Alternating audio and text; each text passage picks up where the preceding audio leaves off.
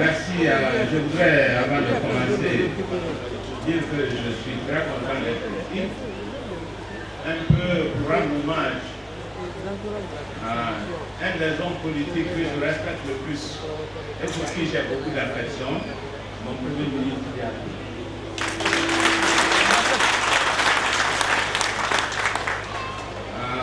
Deuxièmement, avant de commencer, je voudrais dire juste à M. Touré que je ne suis pas d'accord avec ce qu'il a dit. M. Touré de ce péché. Vous savez, il a dit qu'il ne fait jamais de politique, c'est pas vrai? Alors, c'est l'un des meilleurs Guinéens.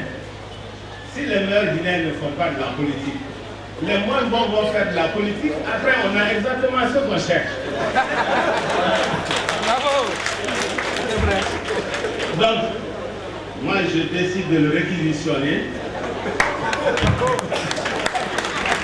D'abord, pour qu'il retourne, il aille au parti, il est faire de son ami.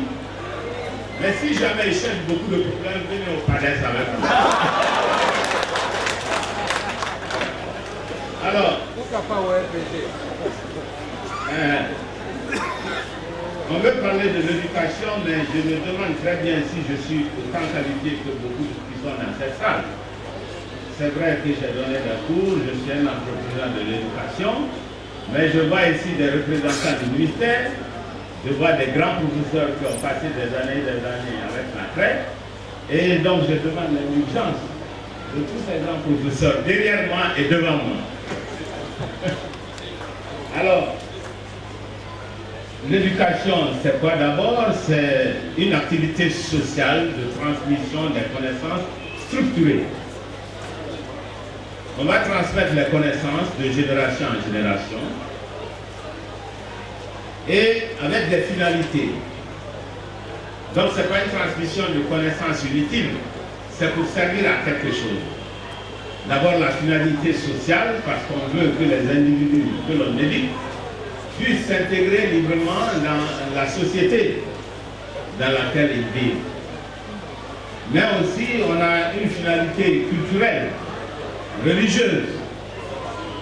Mais enfin, on a aussi une finalité économique, parce qu'on veut que ces personnes éduquées soient beaucoup plus productives, que la productivité de ces personnes augmente, que les revenus augmentent. D'ailleurs, comme on va le voir tout à l'heure, le niveau d'éducation est intimement lié à la prospérité économique dans une nation. Alors, c'est la raison pour laquelle, lorsque l'économie a intégré la problématique de l'éducation, je veux parler de la science économique, elle l'a fait à deux niveaux. D'abord, la théorie du capital humain et la théorie de la croissance endogène.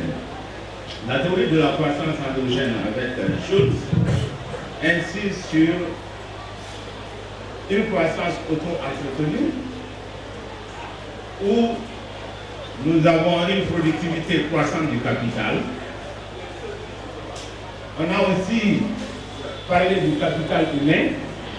Le capital humain, on va simplifier, c'est simplement le fait que les êtres humains deviennent plus compétents parce qu'ils sont en bonne santé et parce qu'ils sont éduqués.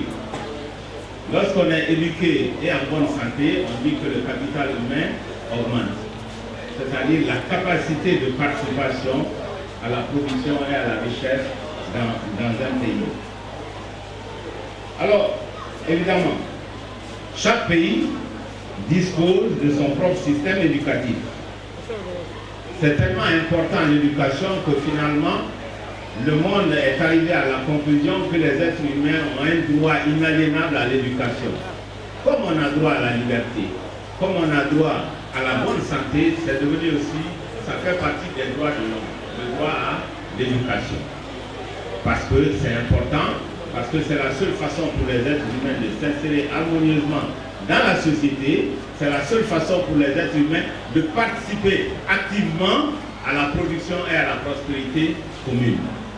C'est pourquoi on a arrivé à la conclusion que le droit à l'éducation fait partie des droits humains.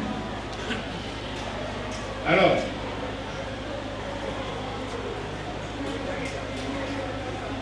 Lorsqu'on parle d'éducation, c'est vrai, on utilise aussi des concepts qui sont voisins, tels que l'enseignement. Mais comme vous le savez, l'éducation, c'est quelque chose de plus large que l'enseignement. L'enseignement fait toujours partie de l'éducation, mais toute éducation n'est pas forcément de l'enseignement. C'est beaucoup plus un corpus précis que l'on va faire passer d'un adulte à un enfant. C'est pour cela, pour simplifier l'enseignement, l'éducation, c'est autour de 3 pôles. Le pôle du savoir, c'est-à-dire la transmission des connaissances, et celui du savoir-faire, qui est beaucoup plus pratique, qui est orienté vers des connaissances professionnelles et techniques pour que l'on rentre directement dans la production, étant donné que tout le savoir ne va pas être utile d'un point de vue de la production de l'activité humaine. Un autre élément, c'est que lorsqu'on parle d'éducation, évidemment, on se concentre d'abord sur les enfants, sur les jeunes, parce que ce sont les jeunes que nous voulons éduquer, et on estime que les adultes sont déjà éduqués, n'est-ce pas? Je ne sais pas s'ils sont bien éduqués ou mal éduqués, mais les adultes sont déjà éduqués. Donc lorsqu'on parle d'éducation, tout de suite nous passons aux enfants. C'est à eux que nous devons transmettre les savoirs. D'abord, au niveau de la petite enfance, l'éducation revient à la famille. C'est la famille qui va apprendre l'enfant à parler, comme M. Fofana. Donc, et la famille est responsable de la tendre éducation. Après, au-delà de 7 ans, on confie l'enfant au système éducatif. Je vais essayer d'aller beaucoup plus vite pour que nous ayons le temps de discuter. J'ai l'impression que ça va être très intéressant tout à l'heure. Alors, deuxième élément, c'est le rôle de l'éducation. Tout le monde est d'accord que l'éducation a un rôle crucial dans le développement économique, social et culturel d'une nation. C'est tellement important et depuis très longtemps que je vais commencer par 2 citations. La première citation, c'est la maxime chinoise attribuée à Lao Tse qui a dit « Donnez du poisson à quelqu'un, vous allez le nourrir pendant un jour. Apprenez-lui à pêcher, vous allez le nourrir pendant toute la vie. » Ça montre l'importance de l'éducation. Lorsqu'on dit « Apprenez-lui à pêcher », ça veut dire éduquer un enfant et il va traverser la vie sans beaucoup de difficultés. La deuxième citation qui me vient à l'idée, c'est aux États-Unis ce que l'ancien président Lincoln avait dit. Lorsqu'il est venu au budget et qu'il voulait parler du budget de l'éducation, beaucoup de congressmen ont trouvé que c'est trop cher, qu'il y a trop d'argent qu'on mettait dans l'éducation. À ce moment, il a dit, si vous pensez que l'éducation est chère, essayez l'ignorance.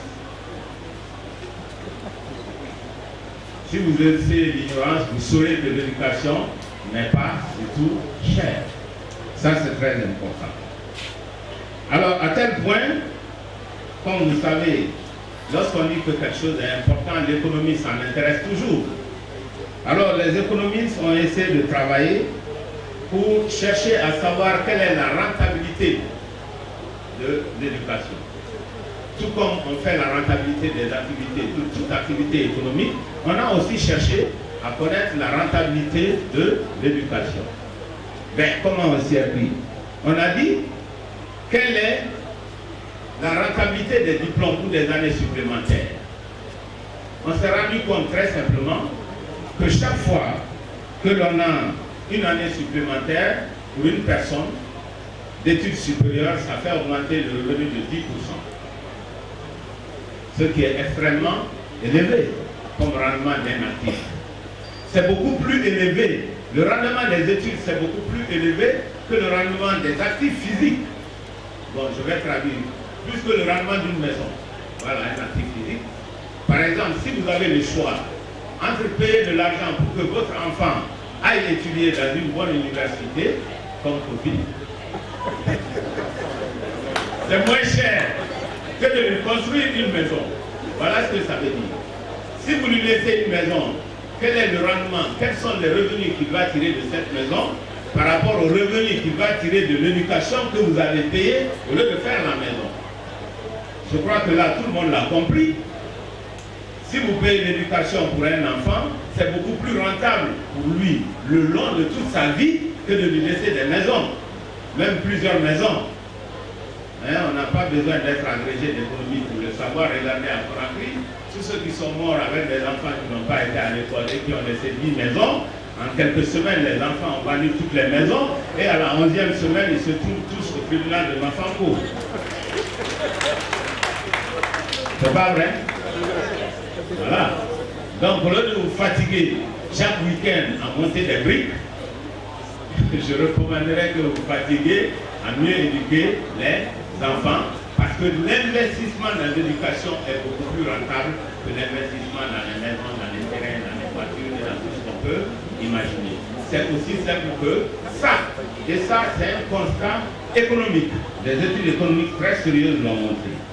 Généralement d'ailleurs à tel point que dans le monde, d'après un rapport de la Banque mondiale, tous les pays consacrent à peu près 5% du PIB, c'est-à-dire le produit intérieur brut, à l'éducation. C'est l'équivalent d'à peu près 20% du budget.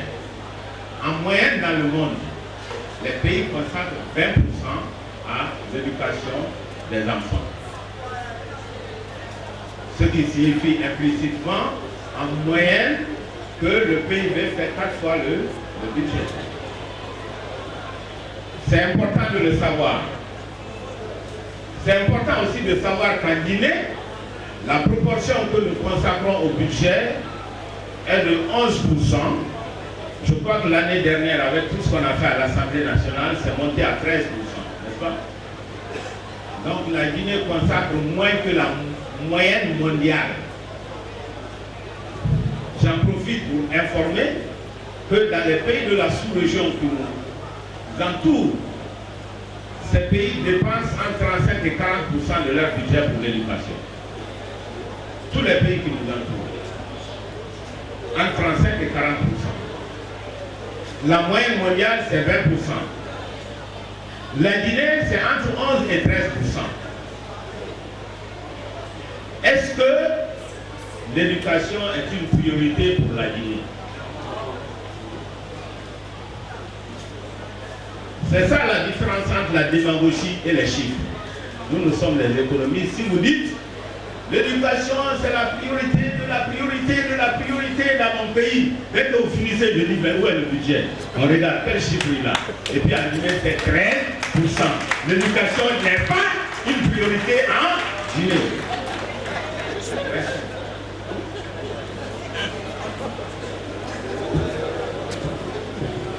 Alors,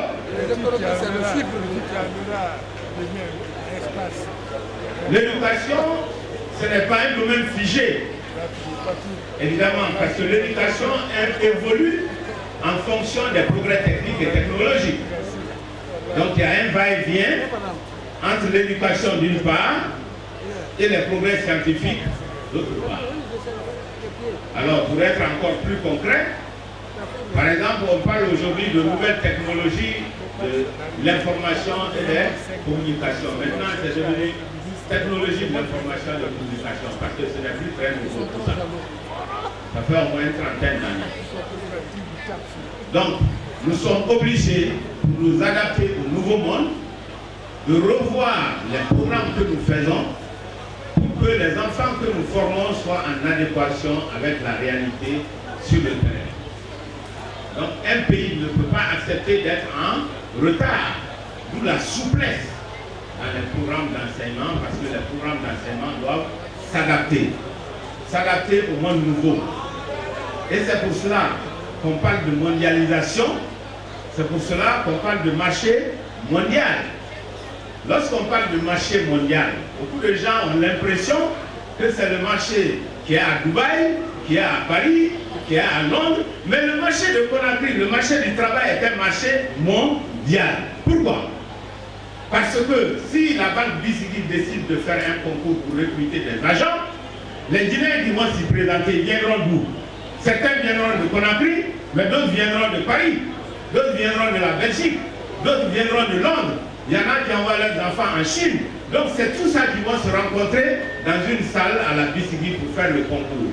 Donc le marché de l'emploi, le marché de la connaissance est par définition, par nature, par obligation, un marché mondial. Parce que nous faisons partie du même monde. Le monde est un village planétaire.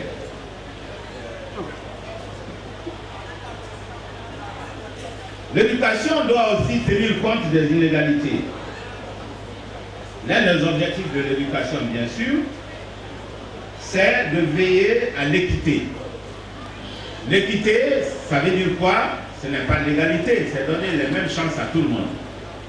Donner les mêmes chances aux riches et aux pauvres.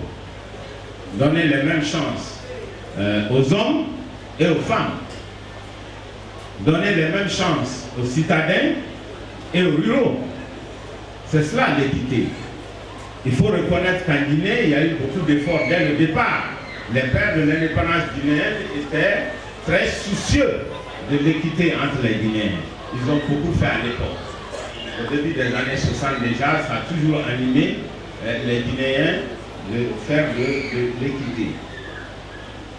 Alors, pourquoi c'est si important de faire l'équité entre hommes et femmes? Parce que d'abord, les femmes constituent la majorité de la population, 51 à 52% selon les pays. Donc, si vous voulez que le processus de production soit efficace, vous n'allez pas mettre dehors la moitié de l'humanité. Donc, commençons par rendre et les hommes et les femmes efficaces et efficients. C'est très important. Donc, il faut absolument que l'on intègre les filles, car d'abord, l'instruction, c'est un passeport pour le marché du travail. Ça permet à tout le monde de travailler sur le même pied d'égalité. Mais ça évite aussi ce qu'on appelle les mariages précoces. Des filles qui se marient trop tôt, qui n'ont même pas le temps de grandir, à plus forte raison, le temps d'aller à l'école et d'apprendre et d'avoir des diplômes. Je ne sais pas pourquoi, mais j'ai l'impression que certains hommes sont attirés par des enfants. Des filles de 10 ans, de 12 ans, de 14 ans, de 15 ans, qui se marient déjà, c'est trop tôt. Bon, ils se reconnaîtront même dans cette assistance.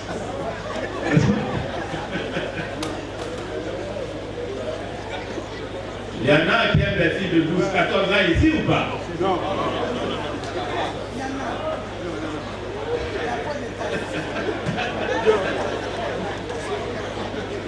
Je ne les montre pas. Ils sont là, ils sont là. Donc ça permet du coup de faire la planification familiale. En fait, pour les filles, ça renforce l'autonomie, ça renforce la confiance et ça renforce la liberté. La liberté, c'est l'un des objectifs majeurs de la prospérité humaine.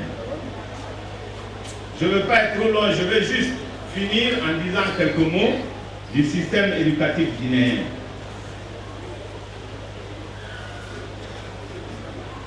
Je n'ai pas envie d'être long pour une raison très simple, c'est qu'il y a beaucoup de gens ici qui connaissent ce système mieux que moi. Et je vais donner l'occasion à tout le monde d'intervenir, soit pour faire des contributions, soit pour poser des questions. Évidemment, chaque pays a son propre système éducatif. C'est l'ensemble de ses méthodes d'éducation, l'ensemble des infrastructures. Tout ça, ça fait partie d'un système éducatif. Et ce que l'on appelle l'éducation nationale, c'est l'ensemble des services publics chargés d'assurer la formation intellectuelle de la jeunesse. L'objectif, c'est d'acquérir des connaissances de base. C'est de permettre l'épanouissement des individus. Évidemment, si on veut que la société avance, chaque génération doit transmettre à la génération suivante tout ce qu'elle connaît. Et la nouvelle génération, parce qu'elle connaît ce que l'ancienne connaissait, elle va y ajouter les résultats de ses propres recherches et ses efforts. C'est ça qui est le progrès et c'est ça qui fait avancer l'humanité. Il faut bien sûr que le système soit accessible. Next.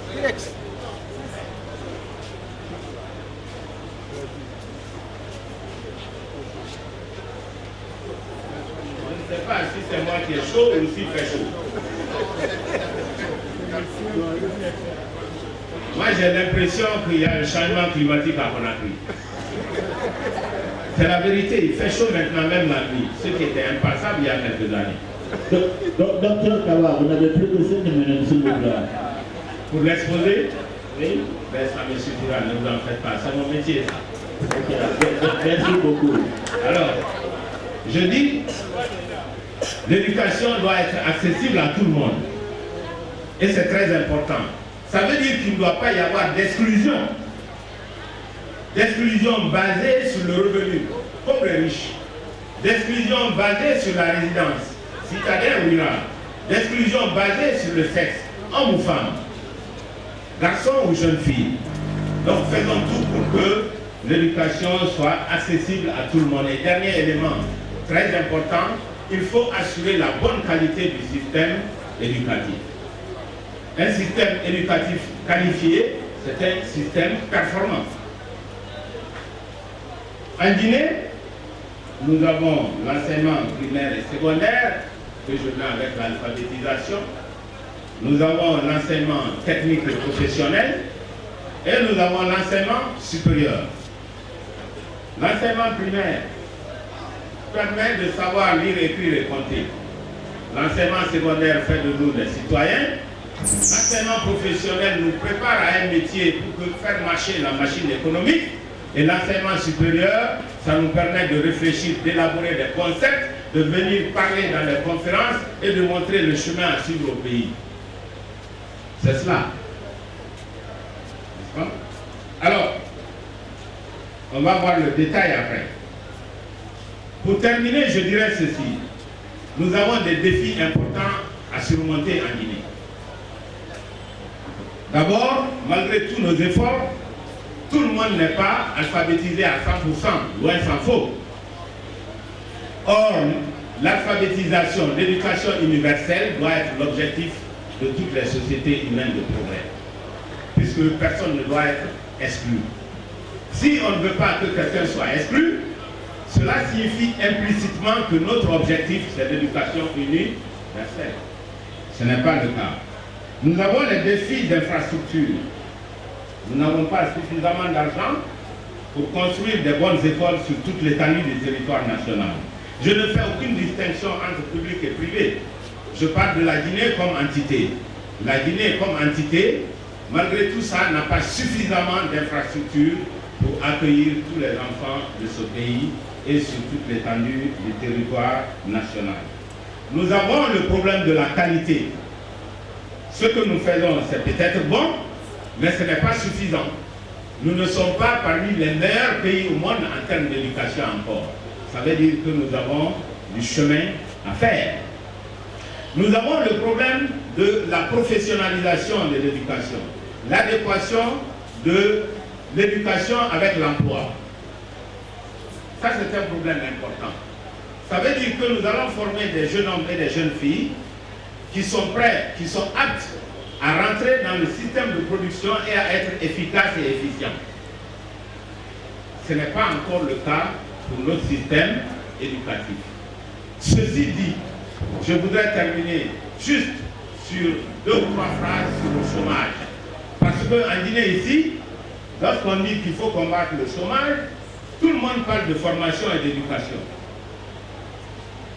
C'est vrai, j'ai reçu des ministres là-bas chez moi qui disent pour combattre le chômage, il faut que tout le monde soit bien formé. C'est une partie du problème, mais ce n'est pas tout le problème. En réalité, ce que nous appelons, nous les économistes, l'offre et la demande, ce n'est que ça. Lorsque nous formons des jeunes, ces jeunes demandent des emplois. Mais de l'autre côté, qui offre des emplois? Ce sont les entreprises.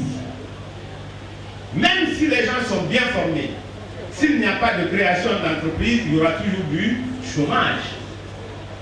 Si vous avez une usine qui s'installe, qui n'a besoin que 2 travailleurs, vous êtes 1000 personnes, ce n'est pas parce que vous écrivez très bien les CV que vous allez résoudre le problème. Parce qu'à la fin de la journée, l'unité ne va toujours prendre que 2 personnes. Donc dire c'est le problème de la formation, je suis d'accord, mais ce n'est que la moitié du problème. Un marché se compose de l'offre et de la demande, pas seulement de la demande, il ne faut jamais oublier l'offre.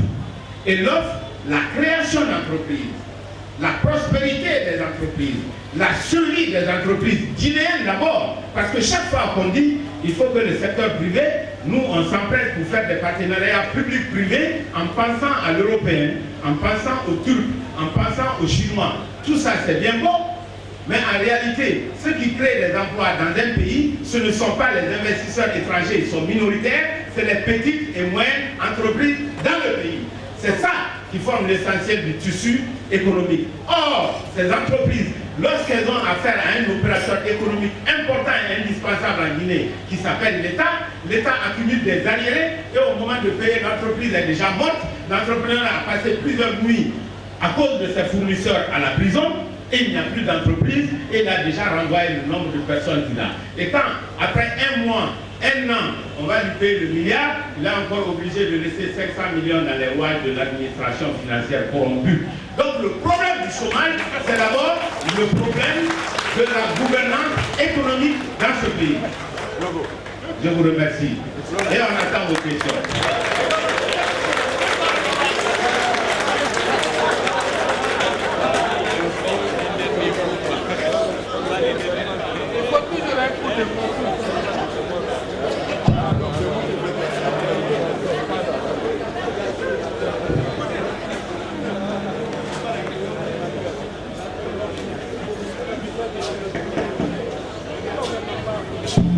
Oui, merci beaucoup, docteur Ousmane Kaba.